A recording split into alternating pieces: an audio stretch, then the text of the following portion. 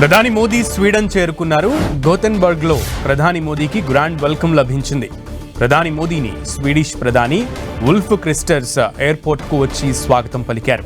మరోవైపు స్వీడన్ లో ఉంటున్న ఎన్ఆర్ఐలు ప్రధాని మోదీకి వెల్కమ్ చెప్పేందుకు గోథెన్బర్గ్ ఎయిర్పోర్ట్ కు భారీగా తరలి వచ్చారు.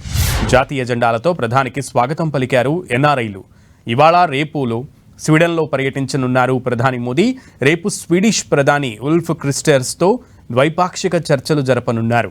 ఈ పర్యటన భారత్కు డీప్ టెక్, రక్షణ, ఆవిష్కరణలు, గ్రీన్ ట్రాన్సిషన్ రంగాల్లో కొత్త అవకాశాలు తీసుకురానుంది. ఆర్థిక వికాసం, స్వయం సమృద్ధి, గ్లోబల్ సప్లై చైన్ బలోపేతానికి ఎంతో ఉపయోగకరంగా ఉంటుందని విదేశాంగ మంత్రిత్వ శాఖ తెలిపింది. ప్రస్తుతం 280కి పైగా స్వీడిష్ కంపెనీలు భారత్లో పనిచేస్తున్నాయి. మోదీ టూర్ తర్వాత ఈ సంఖ్య మరింత పెరిగే అవకాశం ఉంది. 5 దేశాల పర్యటనలో భాగంగా స్వీడన్ వచ్చారు మోదీ. రేపు సాయంత్రం స్వీడన్ నుంచి నార్వే వెళ్లనున్నారు ప్రధాని. అక్కడ కూడా 2 రోజులు పర్యటించి ఇటలీకి కూడా వెళ్లనున్నారు మోదీ.